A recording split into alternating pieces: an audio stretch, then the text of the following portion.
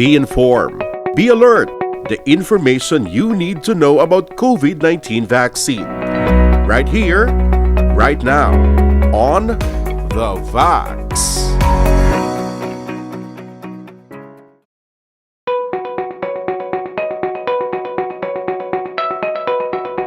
Vaccines help our immune system, no? Because in infectious disease, the only way that we can be protected from an infection is either by natural infection, where we are exposed to the organism and then our immune system will produce antibodies to protect us from the disease, no? If in case another infection happens. So in the vaccine, instead of us being exposed to an infection, this vaccine will produce the necessary antibodies, no, the policeman in our bodies, to protect us from getting the disease.